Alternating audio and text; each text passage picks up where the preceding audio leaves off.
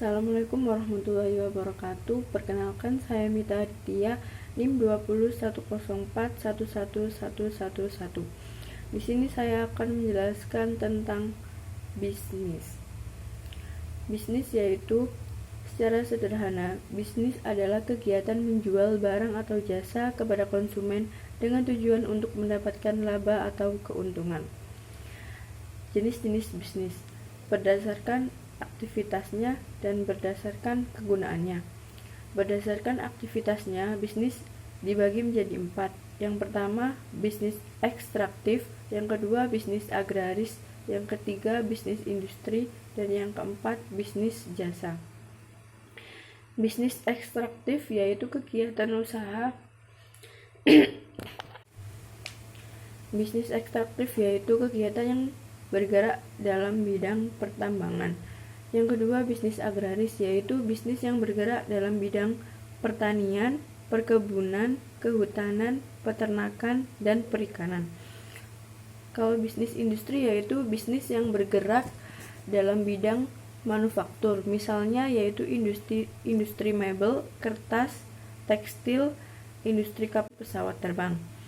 Yang keempat yaitu aktivitas usaha yang produksinya bukan berupa barang atau produksi fisik, melainkan produksi jasa. Jenis bisnis berdasarkan kegunaannya ada 4, yaitu yang pertama, kegunaan bentuk atau form utility. Yang kedua, kegunaan tempat yaitu place utility. Yang ketiga, kegunaan waktu atau time utility. Dan yang keempat yaitu kegunaan kepemilikan atau possession utility. Yang pertama yaitu kegunaan bentuk, yaitu usaha yang aktivitasnya berupa proses mengubah suatu benda menjadi benda lain. Contohnya bisnis manufaktur, garment, dan makanan. Yang kedua yaitu kegunaan tempat atau place utility, yaitu memiliki aktivitas usaha memindahkan suatu barang dari suatu tempat ke tempat yang lain. Contohnya transportasi laut dan udara, baik untuk manusia maupun. Ketiga yaitu kegunaan waktu atau time utility. Yang ketiga yaitu kegunaan waktu atau time utility. Bisnis dengan kegunaan waktu memiliki aktivitas utama yang berkaitan dengan penyimpanan barang. Contohnya adalah bisnis pergudangan. Yang keempat yaitu kegunaan kepemilikan atau possession utility. Bisnis yang bergerak dalam bidang tertentu yang bertujuan untuk membuat atau memenuhi kegunaan kepemilikan atas suatu barang atau jasa. Misalnya bisnis pertokoan, supermarket, dan minimarket. Selanjutnya saya akan menjelaskan tentang pengertian manajemen, fungsi manajemen, dan contohnya. Manajemen yaitu, secara umum, pengertian manajemen adalah serangkaian proses yang dilakukan untuk mengatur dan memanfaatkan sumber daya yang ada. Fungsi manajemen. Yang pertama ada planning atau perencanaan. Dalam menjalankan manajemen bisnis, perencanaan menjadi hal yang paling penting karena perencanaan akan menentukan target ke depannya. Yang kedua, ada pengorganisasian atau organizing, yaitu pembagian kerja atau kegiatan menjadi beberapa bagian bertujuan untuk memudahkan manajer dalam melakukan pengawasan. Yang ketiga, ada penempatan atau staffing. Staffing hampir mirip dengan organizing, namun staffing ini penggunaannya lebih luas dan lebih fokus pada sumber daya secara umum. Yang keempat, ada pengarahan atau directing. Pengarahan ini berguna untuk mengarahkan setiap anggota agar bisa mencapai tujuan yang sesuai dengan prosedur manajerial. Yang kelima, ada pengawasan atau controlling.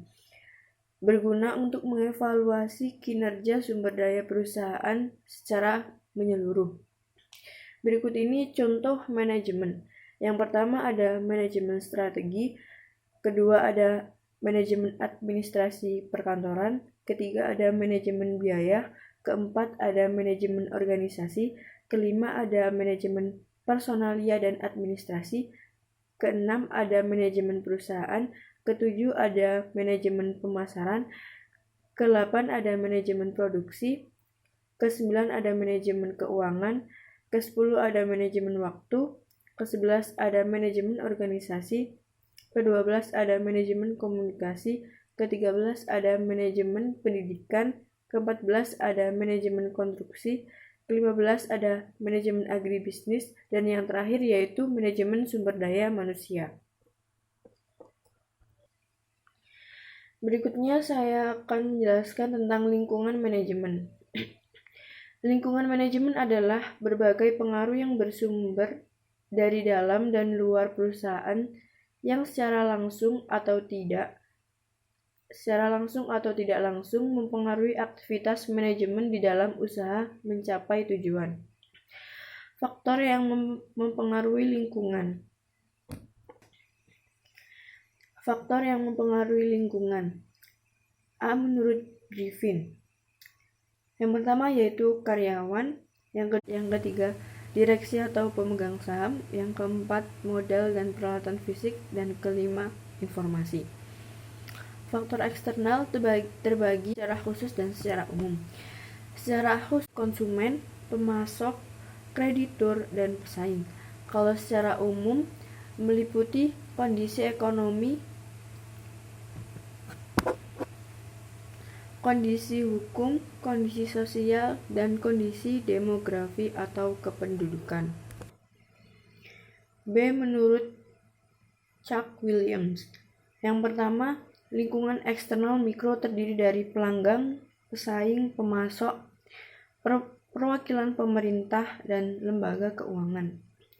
Yang kedua, lingkungan eksternal makro terdiri dari ekonomi, teknologi, politik dan hukum, dan yang terakhir, sosial budaya. Dan yang ketiga yaitu menurut Stephen P. Robbins. Ada dua. Yang pertama, lingkungan eksternal. Terdiri dari lingkungan spesifik, yaitu kekuatan eksternal yang membawa dampak langsung terhadap pengambilan keputusan dan tindakan oleh para manajer dan secara langsung relevan dengan pencapaian sasaran organisasi. Selanjutnya yaitu pelanggan, pemasok, pesaing, dan kelompok kepentingan seperti asosiasi pekerja dan asosiasi pengusaha. Selanjutnya ada lingkungan umum, terdiri dari kondisi ekonomi, politik dan hukum, sosial budaya, demografi atau kependudukan, teknologi, dan kondisi global.